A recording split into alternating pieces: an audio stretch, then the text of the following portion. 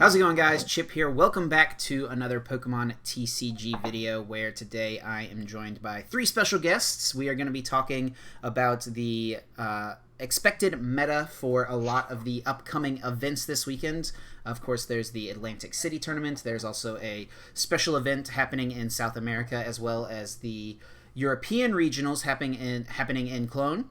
So lots of stuff happening, lots of stuff to talk about, and this is mostly going to be a Q&A style video. We're going to be pulling questions from the Facebook group Hey Fonte, as well as from a Twitter thread that I posted this morning. And yeah, a lot of your questions that you guys submitted to us. So we're going to be talking about specific texts, specific lists, what matchups might look like for specific decks. And yeah, I'm thankful that these three guys were willing to join us. Of course, in the top left of your screen, joining us is the 7-time regional champion, as well as the 2016, I believe, European International champion, and 2010 World's runner-up. Long list of accomplishments, super established player, Michael Pramawat. Michael, how are you doing, man? Doing good. Just came off like a double cup weekend where I'd made a top four in the finals, so pretty good. Yeah, Yeah. absolutely. Yeah, and as I have these guys introduce themselves, I told them this before, but I want them to just give us their name, where they're from, and then we're gonna say what is a favorite card that they've used. Not necessarily your like most favorite, but maybe something that just like sticks out to you, a card you've used in a tournament, maybe recently, maybe in your past. So Pramawat. Yeah. So Michael Pramawat, Yep. but and a recent favorite card I've been using is Baby Blacephalon. Okay. Fireball Circus on tag teams is super cool. Absolutely. Yeah, we've seen that included as kind of a one-of after Sheffield Regionals. Robin Scholes put that in his list, and it seems like it's kind of become a staple moving forward in Abilities Art decks. All right, and then next to him, to his right, coming off of a super stellar seniors career where he was an international champion, multiple-time regional champion, looking now to make a name for himself in the Masters division, Isaiah Bradner. Isaiah, how are you doing, man? I'm doing pretty good. Glad to be here. Excited for obviously the first regionals this weekend. So Absolutely. So why don't you give us that breakdown, favorite card that you might have used in the past? yeah, so I'm Isaiah Bradner from Virginia, and one of my favorite cards, obviously not as recent as Prams, but one of my favorite cards is Buzzwole GX. Used it a lot last year. I just love the card design. Great card. Super good card. One of the best cards ever printed for its time period, for sure. It was super powerful for basically a whole season. All right, and bringing us home, we have Peter Kica down in the bottom left, the meme master of the Pokemon TCG community, also a super stellar player with lots of great regionals finishes, also an super great deck builder. He's most known for sharing lots of great lists over on Twitter, and also known for his love of Night March. Peter, how's it going, man? It's going good. Glad to be here in this podcast. I've been enjoying the first couple months of the season. It's been going pretty well. Everyone hates this format, but I'm just like, it's okay. I'd have to say my favorite card I've played recently is the Munchlax I played at Worlds. I played two of them in the list, and everyone had to pick it up and read it when I benched it. Yeah, and I bet none of them were expecting two of them either. So Yeah, it that's was probably pretty some fun. funny looks. All right, cool. Well, thanks once again, guys, for coming on. I appreciate you giving your time. And yeah, we're going to hop right in and take a look at some of these questions. So, right off the bat, Joe Bernard asks us best Zard, Pika, and Mew 3 builds. So, I think heading into the weekend, I think most people would expect those three to be the most popular decks, I would say, heading in. And it does seem like there are definitely different variants for each one. Zard, there's, of course, Green Zard and Ability Zard, but specifically Ability Zard, there's, the 18 Fire Energy version, kind of like what Tord Reklev played at Worlds. And then now we see the Fire Crystal version with the Baby Blacephalon that Robin Scholes got top 8 with in Sheffield. Pikarom, we've seen Judge versions, we've seen Order Pads, and then Mew 3. I think we've seen some people experimenting with things like Jirachi in their builds recently, kind of making it feel more like an Ability Zard deck almost. Things like the Mind Report Baby Mewtwo that lets you get supporters back. So yeah, why don't we just start off with Peter. Of those three decks, what have been your favorite versions of each? My favorite version of Charizard is definitely the ability version. I wasn't really a fan of the greens version. It just felt like it was susceptible to reset stamp a lot of the times, and I think you can see from like Worlds like what people chose to play. They were like kind of countering the greens version. Like if you see the quad judge build of Kica, like that's the main reason that was even a thing, was just for greens. As far as the type of abilities Zard, I honestly don't like the non-Charizard one, like with all the baby attackers. I just feel like it can get abused quite easily from like certain matchups. I think it does have like a slight edge in the mirror match just because of the single prize attackers, but it just feels like a little too clunky for me at times. Like in terms of like just getting your attackers off, you need a lot of crystals and like you got to play just extra cards that you wouldn't normally play. Yeah. Like Flints and stuff. Like I'm not really a fan of playing that card. But I mean, I see why people play it. It's just good versus the mirror match, and it's everywhere. So. Cool. And the other two decks before were... you move on to Pika, yeah, let's let these other two guys talk about their preferred versions of Charizard. Pramawat, which version of the Charizard deck do you like? No Charizard. No Charizard. Ability, no Charizard. Ability, I think no Charizard's Charizard. Ability. Just yeah, ability. just ability. Just ability welder. I think Charizard's a huge liability. In a lot of matchups, you don't even like if you started with it, you just lose. If you like have it in your hand, it's a dead card. And I think there are just better cards to play. And like you can only really use its GX move, right? It's like you're doing GX for 200. Well, Heatran can do almost the same thing. Takes one less prize. I just don't think it's a big deal because like if Mewtwo didn't have access to Flare Blitz GX, maybe it would be fine, but like it does. Yeah. So that's something that's probably has changed since the World Championships meta, where since now that Hidden Fates has come out and there's this new Charizard, it just feels like way more of a liability to play your own Charizard. Yeah, it's just like for a free 3 prizes. Yeah. So you don't think so? To you, the potential value of like Double Blaze to get through effects and stuff, it hasn't felt necessary in. Yeah, I mean, like it's like what are you trying to get through, right? Yeah. Yeah, it's like Turtonator gets through pretty much anything. Heatran gets through pretty much anything. Yeah. Like.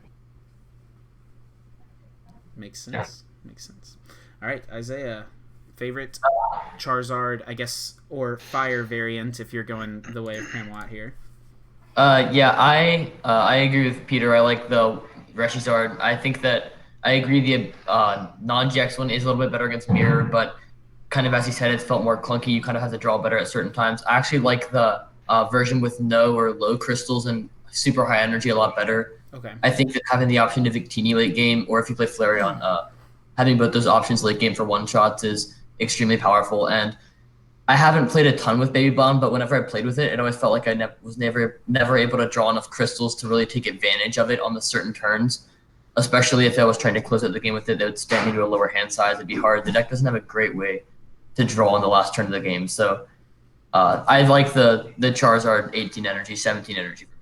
Okay, sure. Peter, I know a while ago you posted on Twitter that you had won a League Cup, I think, with a ability Zard that did use Flareon, the Flareon that Isaiah mentioned. Yeah, I've played Flareon in all the ability Zard lists. I think it's way too good not to play.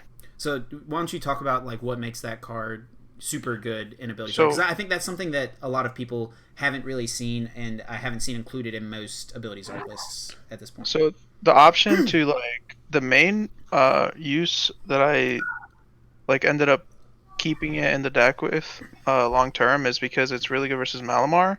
So if you go EVGX and Welder onto it, you're able to use the 100 damage attack to just KO most of their deck. They can do like some cute plays with Spell Tag and try to return KO, but usually your 160 HP is going to be enough if you do it like turn 1 on a Jirachi or something. And then basically you evolve into Flareon, you heal all the damage, and then you just take another knockout, and they can't knock you out back. So basically you traded 3 for 2 in the early game versus Malamar, which needs to set up. And it just ends up like kind of bodying them most of the time. The reason like originally it was put in the deck is just because one of my friends was playing like a Mewtwo deck versus it, with it in the deck, and there was a Mewtwo in top 8 at Worlds, I think, that played Flareon, Yeah, that's right. and I don't know, just the option to have a one energy like a million damage attack is just kind of valuable, and to like add on to what I was saying before about the preferring the Charizard version, it's it is a liability, like Pram said, but I feel like having big HP dudes lets you get away with not hitting Welder a lot of the time. The deck is like so focused on hitting Welder every turn when you're playing the non-GX version, especially versus a deck that can return KO. Like, I don't necessarily think the non-GX version has a good Malamar matchup just because they can return KO on most of your guys immediately. Sure. All right, Pramawat, do you have any thoughts on the Flareon GX? I haven't played with it, so I have no opinion on it. I mean, like, it sounds good. Yeah. Like, the reasoning sounds fine. I generally found that, like, in terms of the Malamar matchup in general, Ninetales was just enough to, like, win the matchup anyways. Isaiah, you So, like, mentioned if you get 9 Temptations off, like, the game is over. yeah. Isaiah, you mentioned the Flareon as well. What are your thoughts on it? I like it a lot. It's in the list that I would play for AC right now. I think that, as he said, the potential to use against Malamar is super good, and just the nuke late game is also pretty powerful. So I think it's definitely a good card. All right, so I guess part 2 of Joe's question would be best Pika variant. So I've seen kind of like Pika Judge, then like non-Judge versions, like with heavier stamp, Jirachi, no Jirachi. That's kind of like what I think most of the variants have been. Pramawat, why don't you start us off on this one? What's your preferred Pikarom version? I think the best is like a kind of a hybrid between like pads and judges, because like first off, the deck is just so bad that you have to run judge. Like your only chance to like win a game is just like to make them dead draw and then like hope for the best. Because like you just start like you flip over your Pokemon and you're like 2 turns behind every Welder deck, so you have to kind of like balance that out by trying to make them dead draw. And then order pads just makes the deck more consistent, so you can like pad into a Cherish Ball or pad into a Radar into the Dene, so you can get yourself out of Judge. Mm-hmm. And yeah, but also like in order to even attack with the deck, you have to hope like one of your like either both your Prism Star cards are just not prized. I just don't like the deck, but I think if you're gonna play it, you have to run Judge because like it's just so underwhelming compared to the Welder decks that you have to do it. Yeah, I got to slow him down somehow. I guess another distinction to make with Pika would be like what stadiums to play. It seems like a lot of people are favoring Lysander Labs right now, but we've also seen power plants pop up, even like Viridian's forests. Which stadium is probably the optimal non-Thunder Mountain stadium in Pika? You probably have to run power plant because like you really need your opponent to dead draw. Like you really need your opponent to be like you want to be like Judge, DD change, get some energy down, power plant. Please don't have a stadium and a Dene. Honestly, I think the deck is. All right, well, we know how Pramawat feels about that one, I guess. Peter, what's your preferred Pika version? Honestly, I've played like one game with it this format. Okay. It just like feels really bad, honestly. I played at a league challenge, I think. It just feels really bad, like Pram said. Like the deck, I seriously don't like the Judge version. I feel like it's awful. Okay. Like the problem with the deck is that the Welder decks are just fast. So like, you just have like a ton of like mediocre matchups at best, like 45, 55s. Like it doesn't really have any great matchups. Like there's no matchup that I can point to in the format that just like, oh yeah, Pikarom beats that. Yeah. It's just kind of, I feel like a lot of people have just stuck with it and played it because it, feels consistent a lot of the time. It feels like, relatively straightforward. And I think it is like relatively powerful. Like Full Blitz Accelerating Energy is like super good, obviously, but just stacked up to kind of what the rest of the meta looks like, it just hasn't fared. Yeah, like well. it takes like an unwinnable like Guardian matchup, and like Blounds is like kind of weird. Like if you look at the League Cup results, the same people like have been playing it. It's not like anyone just picking up the deck and doing well. If you see all the League Cup wins from Pikarom, it's from like the same people who played it at Worlds, like Justin Bakari and like Will Jenkins and stuff. Mm-hmm. Yeah, they're in my area, so like they keep playing it, but it's just like, yikes sometimes. Yeah. Like I've played Justin a couple times at these last 2 cups, and both games like he's been dead drawing at some point. And that's not even a new thing to Pikarom. That's been happening since like last year. Yeah. Like it just has a dead draw mid game. Yeah, that's definitely fair. Isaiah, what's your preferred Pika variant? Actually, I kind of disagree. I think Pika's a fine deck. I think that I agree with Kica that the Judge version is not the way to go. I think that Cynthia and Vulcan are by far the best supporters to play in the deck. I feel like they're the only way to make your deck kind of work. We mentioned it earlier how Judge was mainly for greens at Worlds, and I feel like since greens has been on the down low and kind of the control decks like Pidgeotto, it popped up in top 4 at Sheffield, but they've kind of been a general consensus that they're not as good. That was a secondary reason for playing Judge. So I think that Cynthia's better, makes your deck more consistent, lets you conserve resources. So I would definitely be playing Jirachi and Cynthia and Pikarom. And I think the deck's fine. While their decks can definitely be rough if you go second, but depending on how well your opponent plays it, what their list is, sometimes they can't get around your text. Like if you have Wobbuffet, it's hard for them to take the last kill with Victini if they don't hit a welder every turn, like 1 through 3. So I don't think the deck's that bad. It definitely can fall behind welder decks if they draw perfectly, but I think with if you stamp them enough, then they'll whiff at some point. So I also forgot to mention which version I like the best. It's Pika Binder. True, that's some facts. Just leave it in the Maybe, binder, like, don't Pika worry vendor. about it. All right, so some differing opinions there, but we'll move on to Mew 3. So what's everyone's kind of preferred Mew 3 build? We've seen kind of a lot of different texts pop up from League Cup results that people have posted. Things like Alola Muck Muck Tag Team GX. We've seen things like the Giratina in order to get the cross division off earlier.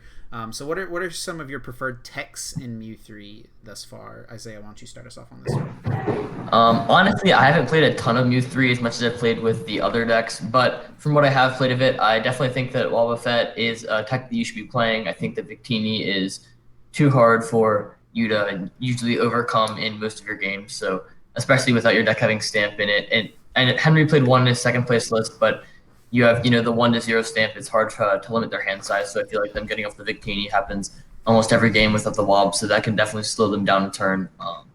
I think that the Giratina is fine. I haven't played a ton with it to see how effective it is against Malamar. It can get through safeguard stuff, which is nice. So a fine card there. I really don't like the Muck Muck. I get that it's a tech for Guardian, so I think it's fine if you're going for that matchup, but I don't really think it has a ton of utility in other places. I know some people say you can use it in Mirror for the GX, but I don't really. I feel like if you use that and your opponent just has a switch, they just win the game because your active dies, and then you used your GX for barely any effect. So I don't think that one's great, but I like the Wob, and the Tina's a fine option. Pramawat, what are your thoughts on the Mew 3 options? Well, I think the Muck is okay. It's not that great. It's also good against Blacephalon because you can like GX them and put like 15 and then they die at the end of their turn. But that way you can skip Beast Ring, which is kind of cool. But I think a really good tech is like Giratina. It also gets you a way to get around Keldeo because you can just like Turbo Strike onto it. And then I guess Charizard's not really a tech anymore. It's just like part of the deck. So yeah. Wobbuffet's really good. Stopping Victini is pretty important. And anything that just make people stop playing Pika is good. So do you think if you're playing the Giratina, I still feel like most lists are still on that 8 fire energy, 3 psychic energy split. If you're playing the Giratina and you like want to try to attack with that more, do you want to like change that energy count up at all? Because it definitely feels like it could get a little sketchy with just 3 psychic energies, trying to find them and then also like getting them in the discard to Turbo Strike onto the Giratina when you want it, Yeah, I mean, maybe it should be at 4. But I wouldn't go more than that. Like, you don't need to go too crazy for it. Again, this is just like a tech situation, right? So it's like you're attacking with Giratina when you're up against like Keldeo. Yeah, so So you're it's not using like, it all the time. yeah, it's not like something you should build your deck around. Like, make sure you're doing every game. But Right. it's like nice to like be able to be like Turbo Strike, put a Psychic Fire, and then like maybe Yeah, next turn option. you like Viridian or something. Yeah. Peter, any thoughts on Mew 3? Is it, or would we say that Evolution's Mew 3 is the best build? No, definitely not. No. I haven't played way too many games with Mewtwo, but I feel like the like I don't know if you're asking like is the psychic version versus like the water or whatever other versions exist better. Yeah, I think the I don't think psychic it's really one that so is the much as most you. optimal. Okay. I think it's more around just like those specific techs. I don't think the water version with like the Greninja promo and stuff. I don't think that's something Yeah, there's that's really like as considered. I mean rainbow versions too, but Right. I don't see much of those. Mewtwo's been played a lot in my area. The Giratina seems okay. I just like you said, I don't really see how you attack with it consistently versus the matchups you need it versus. Mm-hmm. The one thing I think that's cute with the Giratina, I think it's better than Muck Muck for sure versus Blounce because you can use Nag GX to snipe 170 on a Blown and then proc Giratina and like KO another Blown on the same turn. Oh, that's To pretty cool. skip Yeah. Beast Ring, that seems way better than Muck relying on your GX attack. But I don't know. Mewtwo's definitely a strong deck. Like it has really good early game options. Like the Welder's engine is just too good. Sure. All right, we'll move a couple questions on down then. This is one about a specific matchup, so if you haven't tested it that much, it's okay. Just give us kind of what your general thoughts would be. But Daniel Melrose asks, best way to win against Blounds with Mew 3? So as the Mew 3 player, best way to win that matchup. Pramawat, why don't you kick us off? Make them skip Beast Ring, the big one. Yeah. So you can like set them up with like Venom Shot. I think that's what it's called. Mm-hmm. And then like you could do Cross Divide. You could do like Venom Shot, Giratina, Like Custom Catcher, knock out someone else. Just any combination. There's so many different combinations you can do. The main thing is just to make them skip Beast Ring, and be fine. Like the only thing, like the worst thing you have to like get around is like maybe they like confuse you, and then like you have to like play around that for a little. But should be fine. Isaiah or Peter, do either of you guys have anything you want to add to that? Not really. If you play Tina, you can skip it anyways with Macargo. Just do 150 and cross divide everything. I think so. Yeah, just do that. Nice. All right, Luke Morosa asks, double Turtonator or double Baby Blounds in Ability Zard, and why? So I guess we'll start with Pramawat again on this one, since you seemed to be the one who liked the baby attackers the most, or no Charizard, just ability. So I would assume you're fitting in maybe some more baby attackers in there somewhere. Yeah, I think double Baby Blown is better. Okay. You kind of have to craft the deck around it. So you have to run like a high crystal, high fire count, but I think it's fine. Like I think the problem with two Turtonator is like first off, Heat Ram is kind of like a second Turtonator already, and then it's just hard to get like that much energy on the board twice. Like you can do it like once, and then like your Turtonator is fine, and then you can do it again, but like you're only gonna do it for like one. You're only gonna get like 3 energy on the field at that point. So it's like, whereas like doing Fireball Circus, you can like pop a Fireball Circus, Victini, pop another Fireball Circus. So, sure. Yeah, 2 Blondes definitely over 2 Turtonator. Peter or Isaiah, you guys want to add anything to that? I know you guys were less keen on the one prize attackers, but if you were to play multiple, would you go double Turtonator or double Baby Blound? I don't even like the one Turtonator, to be honest. Okay. It's kind of just there.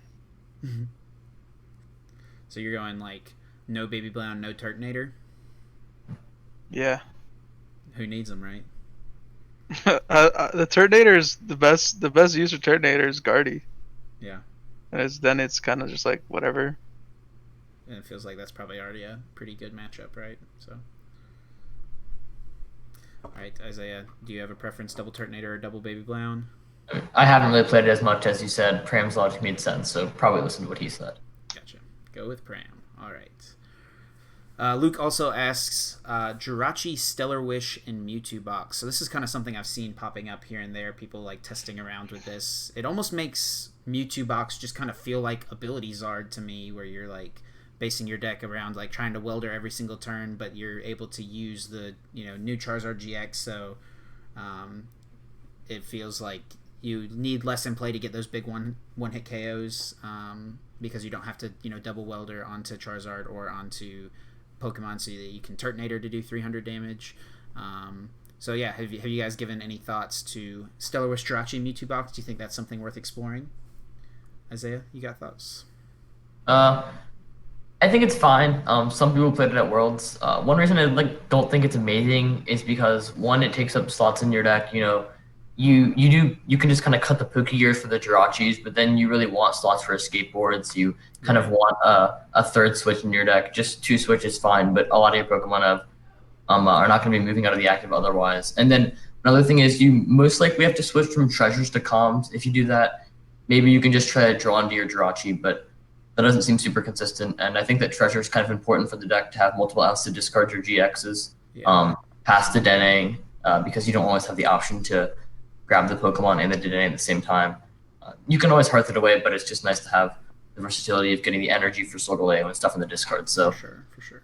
I don't think Jirachi is that great in the deck. I don't think it adds enough. I actually like Pokegears. I think they find welder enough for you, so I personally wouldn't play them. All right. Pram or Peter, do you guys have anything you want to add about Jirachi and Mewtwo? If not, we can move on. I mean, the deck seems to draw just fine without Jirachi, so You don't feel the need for it? it might be excessive. Yeah. I haven't seen anyone play it in my area, honestly. Today was the first time I saw anyone mention Jirachi and Mewtwo. Gotcha. Like Isaiah said, I don't know where you find the room. Yeah. Okay. Next up, Owen Robb asks, does Feeney auto-win the Blown matchup? And he also asks, what's your expected top 4 most popular decks? But we'll talk about that later on. So let's just focus on the Feeney question. If you're really worried about the Blacephalon matchup for your deck, does Feeney make it just an auto-win? Like, is that one card enough to win the matchup for you?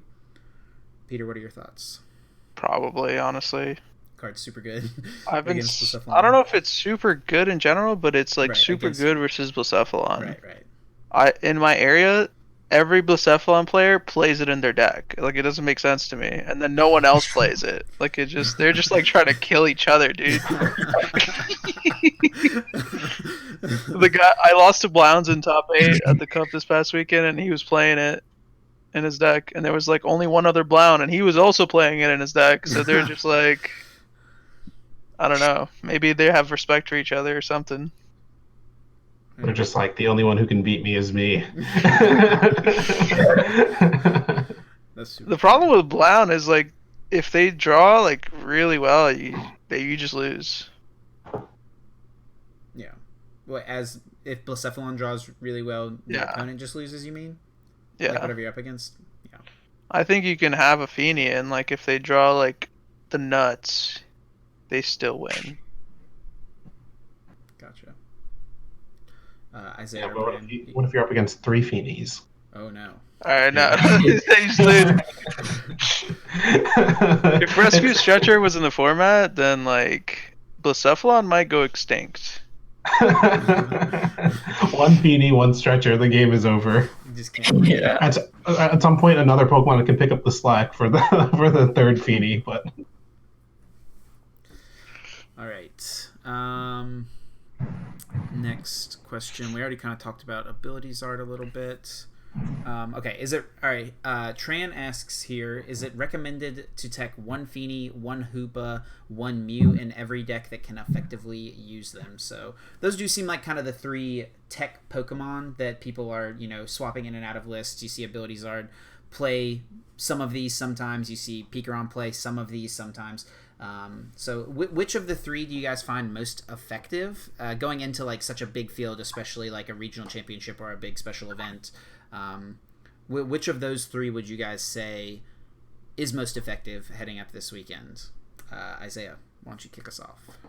So we kind of talked about Feeney a bit, but I think that most decks are fine against Blacephalon anyways. Like, if you're really feeling beating Blacephalon, then you can definitely put a Feeney in your deck, and it will be effective for the most part. So that one is definitely effective, but I probably wouldn't play it. Hoopa is probably one of the better tech cards you have right now. It's good against Mewtwo. It's good against Malamar for the most part. So it can also have some niche usage against stuff like Ability Sword that sometimes has to bench a lot of the Denes, plays Jirachi, Ninetales. So that's a pretty decent card. And then Mew is also pretty good. It's good against Pikarom, obviously. It stops Venom Shot from Mewtwo. It can come in clutch in a lot of situations. So I think that Mew and Hoopa are definitely the best ones. It just depends on what you expect to see out of those two. But I think those are both pretty good tech cards to play in your deck. Okay. Pramawat? I would try to play none if I could possibly do it. Not a fan of any of them right now. I mean, I think Mew's okay at best. It's like, what are you trying to stop him sniping you? And Naganadel, really? It's like it, pretty much. Because like it doesn't stop Cross Divide. Yeah. I mean, it can stop Esper, which is like, can be pretty good depending on your deck. I guess. That's okay. But then you still have like the Mew down for Cross Divide, so it's like 60 HP, just gets blown up. That's fair. So I think Mew is pretty underwhelming.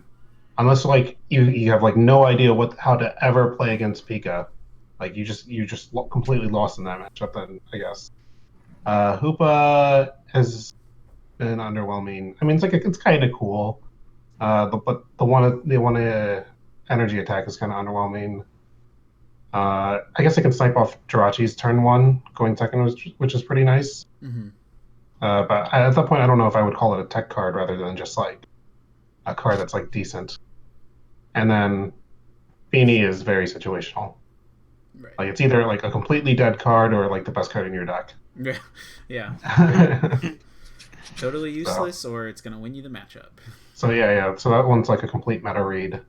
And so like my advice would just be like try to like think about what other people are going to be playing, and then if you can get away with playing none of those cards, I would do that. But if you're really scared about a particular matchup, Feeney and Mew, I guess. I think the only matchup you would have to be worried about would be Feeney, if you're like really scared of like Blacephalon. All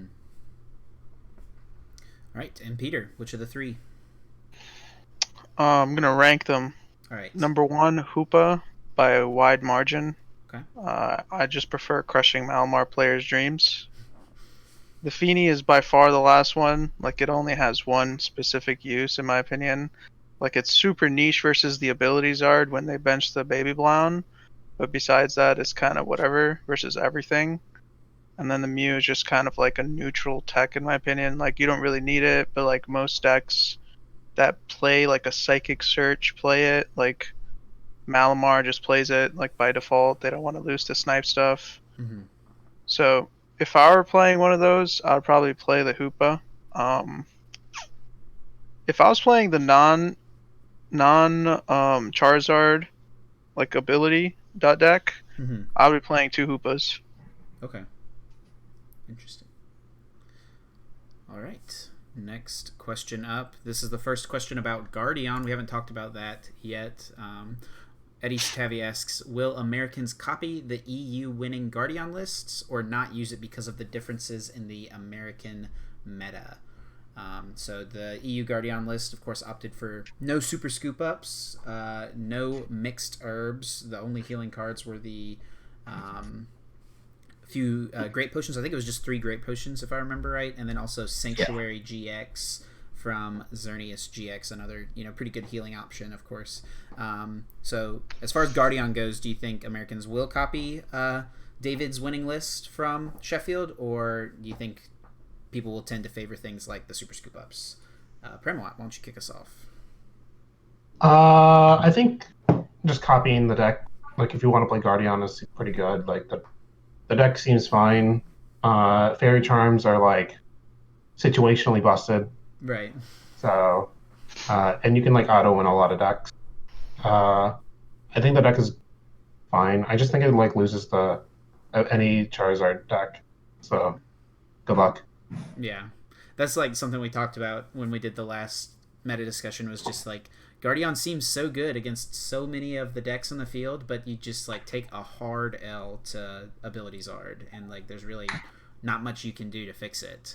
And I think that was also shown in David's tournament record when he won Sheffield. He went 0-2-2 against Charizard decks, and then 13-0 against everything else. Like he beat literally everything he played that wasn't a Charizard deck. So is that a high roll risk you would be willing to take, you think? I think Charizard is the most played deck in the US. Yeah. So maybe in another region, Guardian would be a better play, but over here... I mean, like, like, honestly, like, it's all, like, when you're talking about tournament, like, predictions, yeah, it's literally, like, all who you think is going to be there playing that deck, right? So it's like, if you know that, like, no one in your area of the regional plays this deck, then like just metagame them, man. Just just take that dub. Yeah. And it's kind of like cups. Like you can kind of figure out what if everyone in your area plays the same deck, then like you can just kind of metagame. Peter, why don't you give us your thoughts on Guardian? Do you think people should favor that EU list, or do you like other stuff? I think the EU list was actually pretty good. I haven't played very much with the deck. Like I have played it at a league challenge, and I played like 4 bombs to deal with the Charizard. Giant bomb. Like you guys said, the Charizard is just like a super bad matchup. But like if I understand what he was trying to do with like trying to beat them with the Xerneas with healing, and like I've seen it happen a couple times. But if the Charizard player just like waits and just like one shots you, like you just lose. But Guardy does have just like really good matchups outside of that. Like I don't think you need the extra heal. Like the extra heal doesn't really do much. Like I'm not really sure what matchups you would need extra heal on. The deck just obliterates Malamar, even with just like 3 or 4 great potions. Like the Xerneas GX just like they just lose. Yeah. They can't beat that card. But yeah, I don't know if I would play the deck at a regional personally. Like I'm just not a fan of Green's decks in general, but it seems like if you want to like high roll a tournament, I feel like that's what happened at EU. Like he just like either avoided the Charizards or like something happened in the bracket and just like you have to get lucky at the end of the day, but I don't know. I just wouldn't play that deck here. Yeah. And Isaiah, thoughts on Guardian? All right, yeah, I'm back. Sorry, what'd you say, Chip? I said thoughts on Guardian. I think it's fine, kind of just echoing what they said. Richey has looked to be the most played deck by far, or even Welder has looked to be the most played deck by far.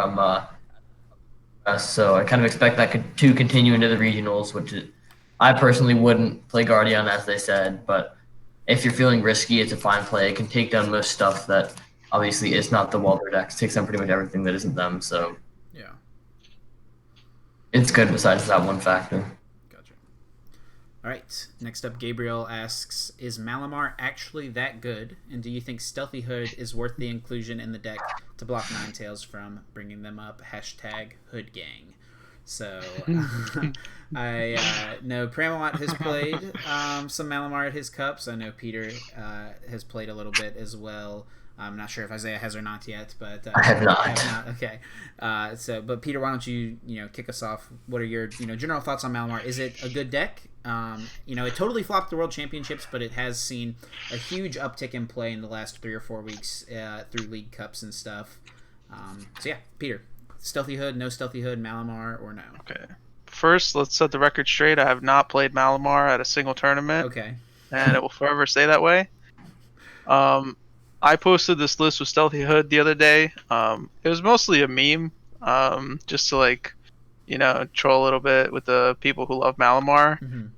Mostly Grant, but I don't know if I would play Stealthy Hood. Like theoretically, it seems good if you get the 2 Stealthy Hoods on 2 Malamars. Like you just beat the Charizard deck, but generally, I don't feel like Malamar is very good. Like, it's super linear. If you know what they're going to do, you can play around it if your deck has the cards to play around it. I would never play it at a regional. I just don't feel like you can finish 3 games if you lose one. And it's a setup deck, so like you can just lose one randomly.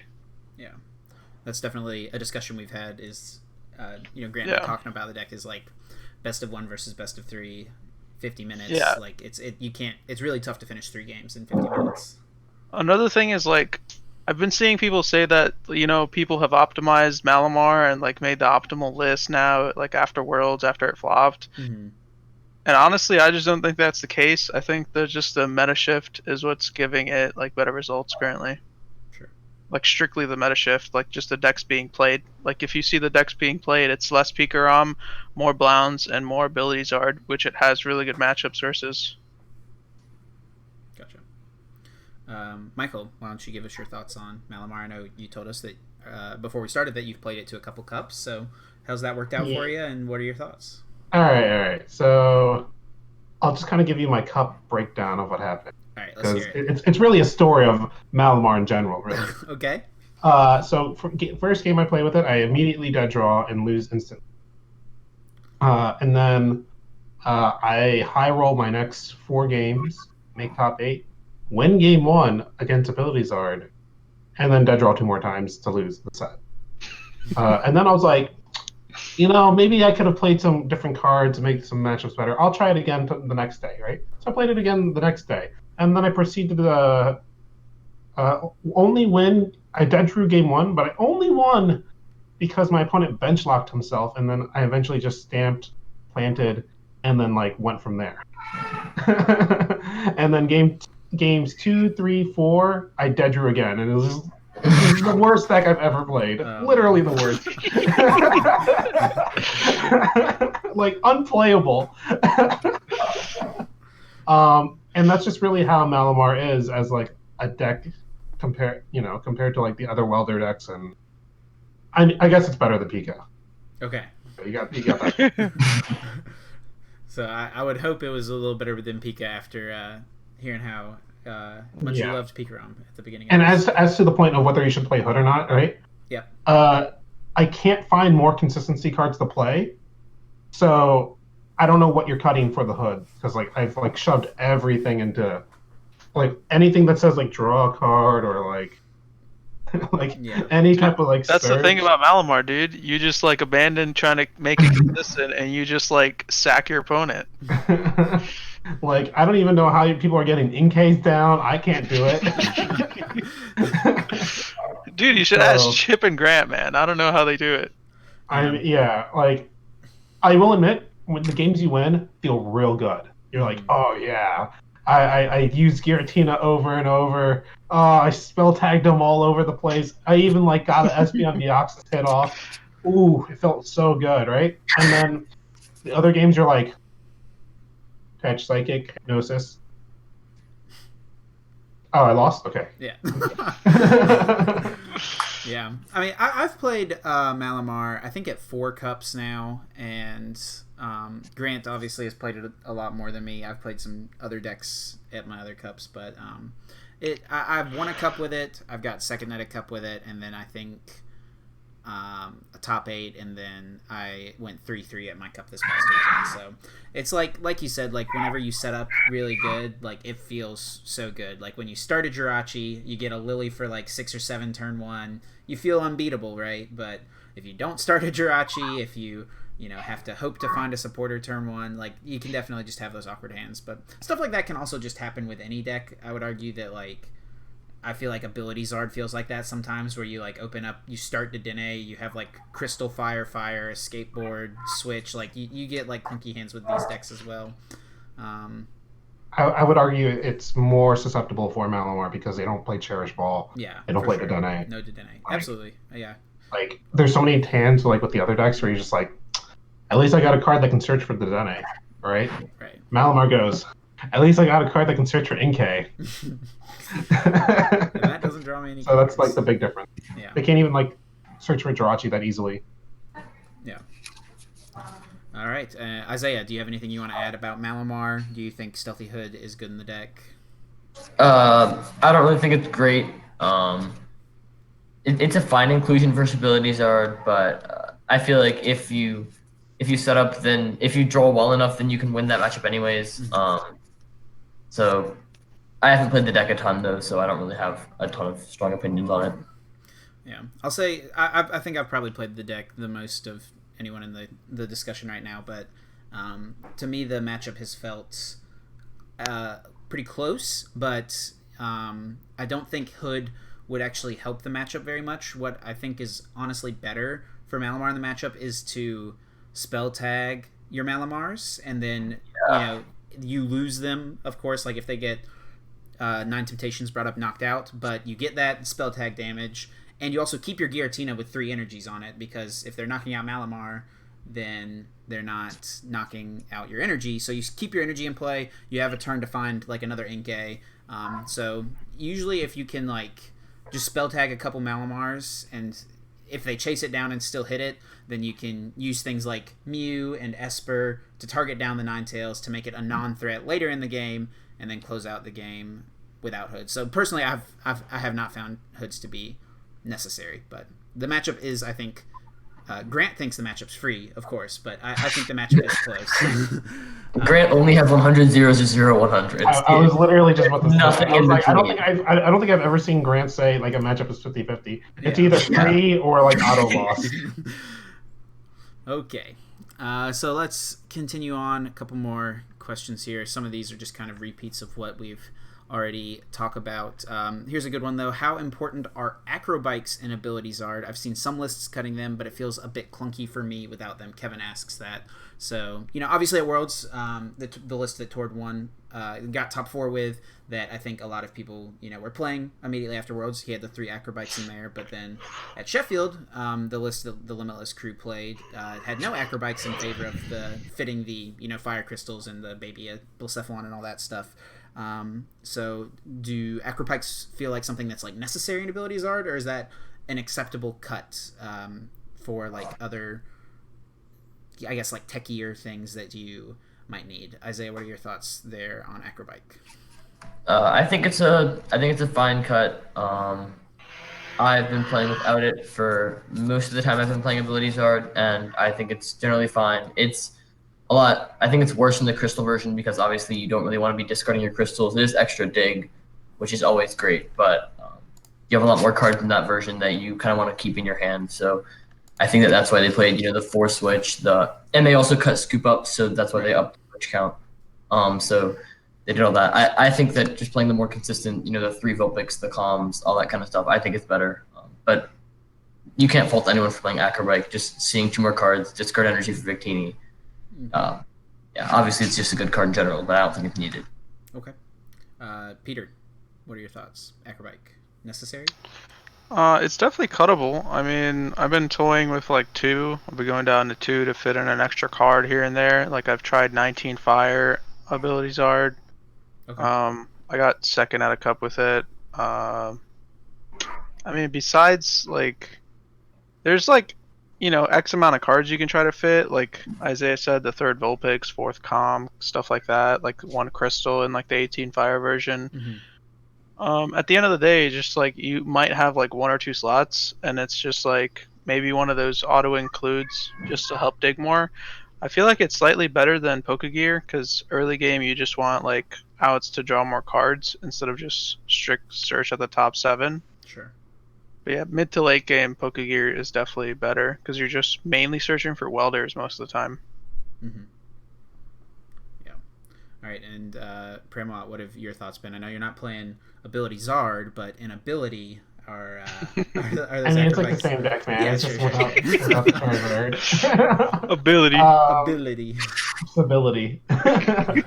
I think the acrobike's kind of bad. Okay. So one of the reasons is like you don't really have like a lot of great cards you want to discard. I mean, sure, discarding fire is okay, like that's acceptable, but like you hit a weld, like if you hit double welder, it's really bad. If you hit like a card like welder palpad, it's really bad. Like there's so many cards that like you just can't afford to really discard. Like if you had 2 Pokemon, that's like terrible. Mm-hmm. Because like you have no way to get them back. So like I think the added boost is like negligible compared to like the drastic downside. Like I played with a bunch of people at the cups where they would like acrobike and just like go into the tank because they were just like, oh my god, I just lost the game off this acrobike. And I'm like, yeah, I'm sure you did. I'm sure you're gonna have to discard like a pal pad, or like I saw one person literally draw into like welder pal pad, and they're like, I'll discard welder so I can pal pad 2 welders. I'm like, sick. Sick deck. Yeah. Wow. So it's like I think Agrobike is kind of a trap. Okay. Like it's fine if you're trying to make like a Victini deck, but with the inclusion of Wobbuffets, I think that's like not as good. Sure. All right. Next up, Jack and Devin both asked pretty similar questions about stall decks / control decks in the meta right now. So I think stall decks would be like looking at Sheffield. There weren't any in top 32, but if we look right outside top 32, there was a couple right there in the like 33 to like 40 something place. There was a Keldeo Bronzong stall, and there was also a Shedinja stall deck that both like performed pretty well, made day 2 at the tournament. So do you think stall decks like that have any place? And then after that, we'll talk about control decks. So starting off with stall decks, Peter, you played sort of a stall deck at Worlds with the Vaporeon snack attack going on. So what are your thoughts on like Keldeo, Bronzong, those type of things, or Vaporeon, any of that? So, I mean, they just seem underwhelming right now. You don't have Max Potion, Acerola, like tons of the good supporters that you had last format. Mostly, like, I missed Gladion a lot because it forced the list into like an awkward, like, had to play 2 of certain things when you could have just played Gladion and searched all of them. But I think the biggest flaw of the deck right now is that all the fire decks are playing a non-fire guy. So, like, you just can't beat them. Yeah, Bronzong isn't getting there against Turtonator. Yeah, like, Keldeo is just not a good enough solo attacker based on its energy requirement to deal with a Turtonator. Sure. Isaiah, do you have thoughts on stall in this format? Not really, not a ton. I tested with Preston a good bit a few days before Worlds when he was one of the ones to play that Keldeo thing. One of the people went 6-0 with it, but it doesn't have a great ability Zard matchup. You can like drastically change the list to make it beat ability Zard, but then you're like dropping games to a bunch of other stuff in format, and your deck's still inconsistent. Like the deck basically only runs, the 4 Stevens and the 4 Pokegear. You have other supporters obviously, but they're so much worse than setting up what you want. So if you don't I one of those cards, your whole early game is just terrible. So I don't think that any stall decks are great right now. Pramawat, anything you want to add? Yeah, I mean, I think the stall decks are not that great. All the fire decks, like Mewtwo, and then like ability, they're just too kind of like too versatile. Like, so if you try to like do prize prevention, they can just hit your bench over and over and over, and then like they can just like kind of control you out, and then you also have to play very quickly, and I think most people just physically can't. So you have to be extremely good and extremely fast. Otherwise, you're going to get at best a draw. And so you're like best case scenario, like if you're playing this at Atlantic City, you're like 005, something like that. Yeah. So 005. like, and then like if you try to like, there also isn't like again like the other side. There aren't great supporters. Like you don't have Skullgrunt, you don't have Plumeria, like you don't have Gladiant, so your deck is already like kind of clunky. You can get ran over really quickly because the format is very fast. Yeah, and everything hits for a lot of damage too. Yeah, you can't really wall anyone. You can't really prize deny anyone. It's like it's just very difficult to do. You have to kind of like the only chance you have is like strand something active and then kind of control their hand and like hope they don't hit a switch or something. But like even then, you have to play extremely fast to do that because like that's a very long process to do. Okay. So how does your opinion differ when we change the stall conversation over to control, looking mostly I guess at Pidgeotto? Do you feel like that does have a spot in the meta as opposed to stall? Since Michael, I know you played the Pidgeotto deck at Worlds. Why don't you start us off? Yeah, I think the deck is okay. I just think there's just too many things to get around it right now. Like, you can kind of snipe off everything with like you can go like a big divide. Like if you go like divide, like with Mewtwo, if you go like divide reset stamp, you can just like sometimes just win the game. And then as abilities are, they just nine tails all your Pidgeotos until you lose. And like you can't really stop them. There's like all they need to have down is just like a giant heart, and then they can just hit you. Mm-hmm. Like just hit you with Heat Ran for 130. Heat Ran like one shots your entire deck. So I think I just don't think it has like very great matchups against like Ability Zard, and it's like Mewtwo matchup is like okay, but not like super great. And the deck is also very hard to play, and you have to play very fast. So I think like if you're gonna dedicate that much like brain power to playing a game of Pokemon, you should just play something easier and have more fun. Like I remember when I played it at Worlds, I was like I had to play so fast that like by the time whether I won or lost, I wasn't even sure if I had fun. It was just like I was just like a cog in the machine, and it was very like soul draining to like play that deck. Yeah. So, and part of the reason is time constraints. Like if I could actually like sit there and think about it, but like you have to like know the deck very intuitively, and then you also have to play very quickly, and then you have to know the matchups. It's just a lot of like effort you have to do to just kind of be like different. Yeah. Yeah. Isaiah or Peter, do either of you guys have anything you want to add about control? The meta shifting is kind of annoying. I was a big fan of the Poiple deck, but it seems like a lot of the decks just beat it currently. Like it's not very well positioned. The Pidgeotto deck, honestly, I'm not the biggest fan. Like at Worlds, I feel like maybe it was a good play because it was surprise factor, but a lot of the other decks were also surprise factor. Like if you saw round one, the cross divide was kind of like game breaking versus Jimmy.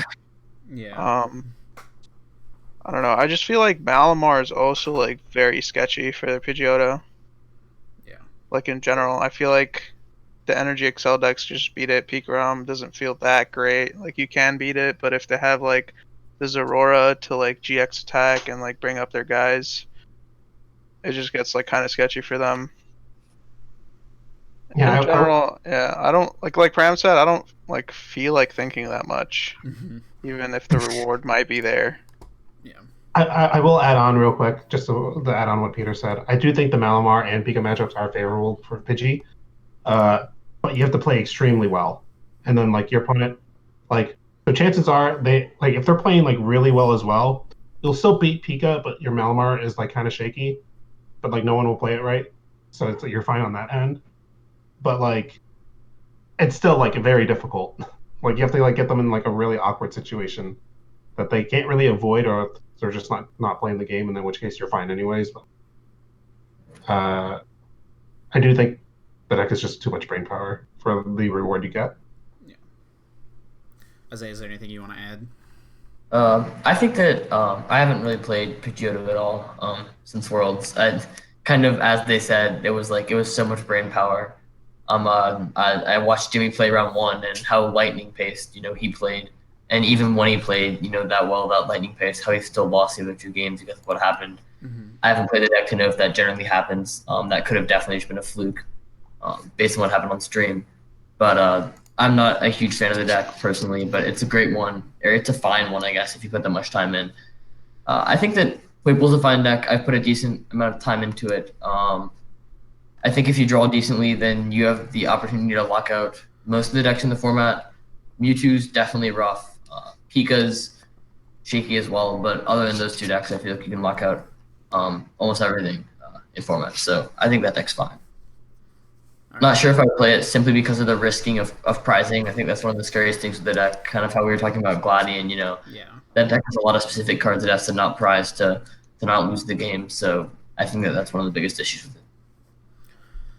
All right. So in the interest of time here, we're gonna kind of cut through a bunch of these questions. We're gonna just close things out with one last one that I think this is always good heading into a regionals because I think it's a question a lot of people have. So Dylan and Jeremiah over on Twitter both asked.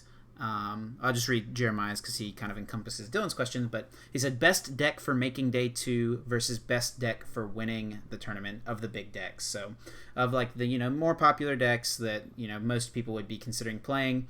If you're going in and you're saying, okay, I want to get day 2 or I just want to get top 128 to get championship points, what deck would you go with? And if you're like, okay, I want to win the tournament, which of these decks do you go with? Isaiah, why don't you start us off? So for the one that's like day 2 CP, I think it would definitely be one of the tag team decks or one of the welder decks or Kica, just one of the decks that are faster, consistent. You have a chance against pretty much anything, which is a deck that I think you definitely want for getting CP. You can run over opponents. You're probably not going to tie a lot, so your record's going to be fine.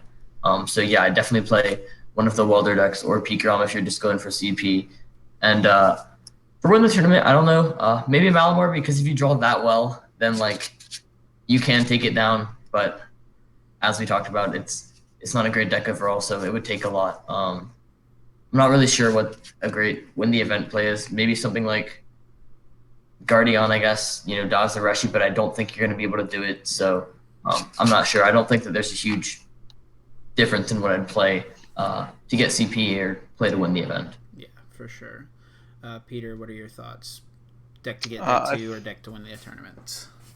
I think the deck, and I could probably like statistically prove that this is a fact. The deck easiest to get CP is probably Guardian. Like there's never been a tournament where I played against the same deck more than like 2 or 3 times. And if you take 3 losses, like 6-3 will get you CP with Guardian. You might be able to squeeze out a tie and even make day 2 at like 6-2-1. I feel like worst case scenario at AC you'll play against 3 ability zards.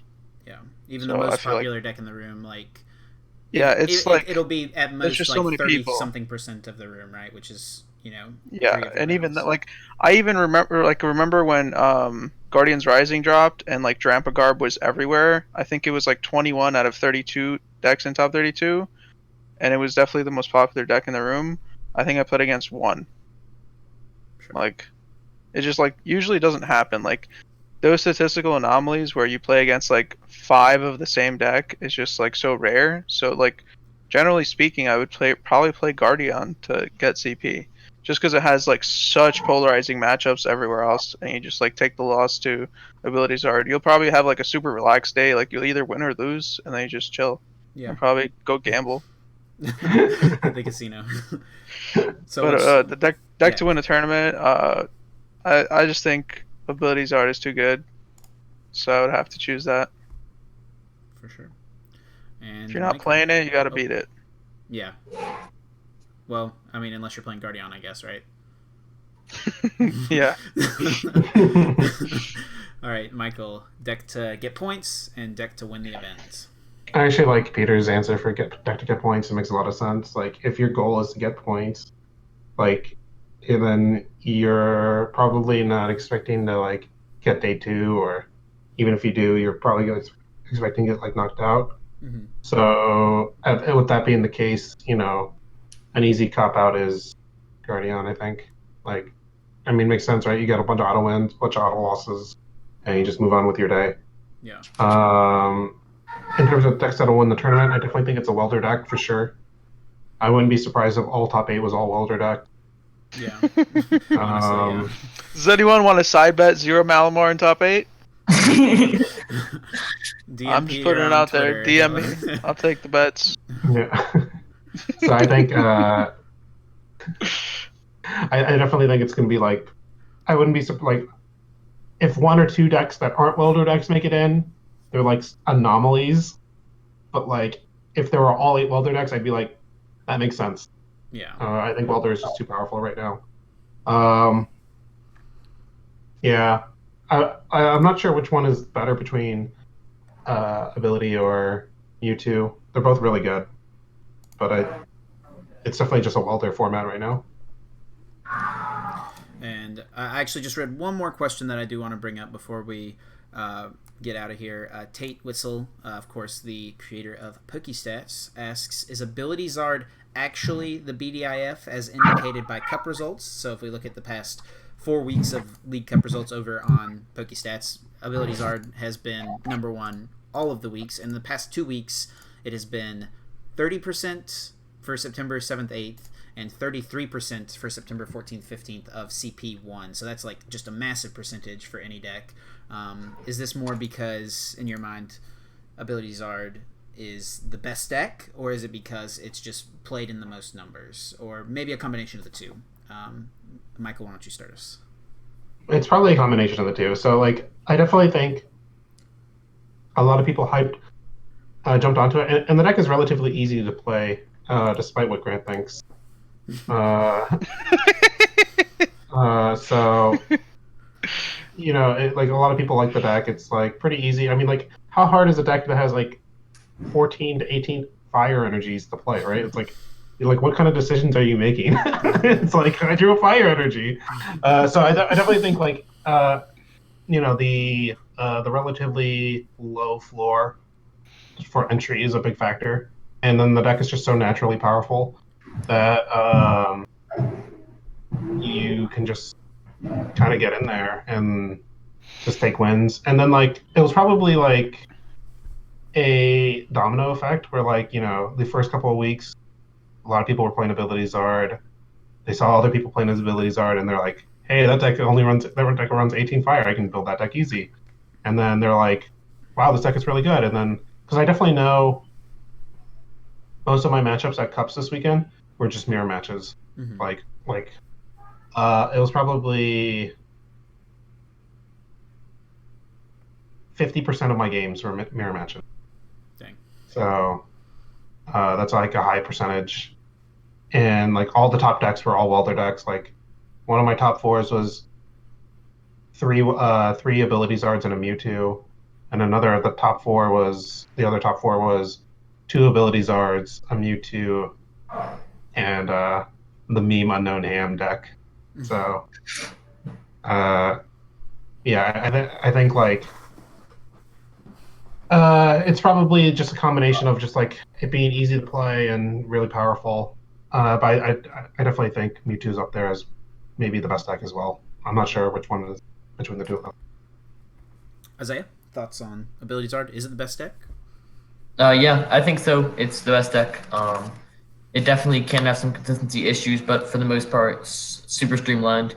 You want to do something around the same thing every game. Your strategy definitely can change depending on what your opponent's playing or like what they have. But your game plan pretty much is just to draw Welder, burn through a bunch of cards, get Ninetales out, bring up whatever I want to kill. So it's decks that have a simple game plan and do a lot of damage are usually pretty powerful. So this one's no exception. And kind of as Pram was saying, you know, the low floor makes it, especially for Cups, something that you can easily pick up. So I definitely think that it has been the largest played deck of Cups. We know it's been the largest played deck of Cups, but its results are not just because of that. I think it's probably the best deck in format. I like it a little better than Mewtwo personally, but Mewtwo's definitely powerful. You know, anything that can run Welder efficiently is powerful. So. Yeah. Welder is a good card. Theme of basically the whole format. All right. And Peter, give us the thoughts on Ability Zard. I think, like, by definition, it has to be the best deck, just because of, like, if you compare its results compared to everything else, it has the best results. Most of the people are playing it, and every deck is being built to beat it. So, like, I mean, it just, like, paints a picture of it, like, being the deck to beat, and in my eyes, that's usually what the best deck means. Sure. All right, so there you go, guys. Sorry if we didn't answer everyone's questions. We tried to get through as many of them as we could, but we've been here for over an hour at this point, so I definitely want to respect these guys' times. I appreciate them coming on to do this, but I know they've got things they'd probably rather be doing, so I appreciate y'all doing this, and thanks to everyone who submitted questions to us. I'll be doing these most likely for most of the North American regionals throughout the rest of the season. I'll try to do one meta discussion video and then one Q&A centered video, so be on the lookout for that. As we close things out, I'm going to give these guys a chance to do any social media plugs, any sponsor shout outs, any shout outs to their friends, their mom, whatever you guys want to do. Feel free. The floor is yours. Peter, why don't you start us off? Follow me on Twitter at Peter Joltik. Read my articles over at Six Prizes. And shout out to Grant Manley. Shout out to Grant Manley. All right, Pramawat. Follow me on Twitter at Michael Pramawat. Thanks to Team ARG. Thanks to TC Evolutions. You can use my code Pram10 to get a checkout there. The dice are pretty good, really good, especially compared to the World's dice. Yes. And shout out to Grant Manley. Your 100-0 Malamar matchup has converted me into never playing Malamar again. Oh man. And Isaiah. Shout out to Team ARG for sponsoring me. Follow me on Twitter at Isaiah Bradner. I write articles for Team Rocket's Hideout, so go look at those. Shout out to my mom for letting me use her computer for the video. And then shout out to Grant Manley for saying how Registrar was the best deck in format for like month before Worlds and then not being the one to top 4 with it. So. Oh, all right. That one will probably hit home right there. Thanks again, guys, for taking the time to do this. I really appreciate it. I'll leave a link down below, everyone watching, to all of their, social media links and stuff like that. So please feel free to drop them a follow over there on mostly Twitter. I feel like is what most people are Follow using. Grant Manley on Twitter too. Yeah, we'll plug Grant, and I think Grant deserves a Twitter plug at the least after getting berated in this video. I mean, he's a follower of Team Lions, man. Like, what? Oh man, no. Oh no, he's a Team Lions. How did the Lions win, man? It makes no sense. All right. There's a billion lions. Thank you guys for watching. I appreciate everyone's taking the time. Please be sure to leave a like on this video. Subscribe to see more Pokemon TCG content, and you can also follow me on Facebook, Twitter, Twitch, and Instagram. All of those things, as always, are at TrainerChip. We're going to get out of here. Thank you guys for watching. Until next time, take care.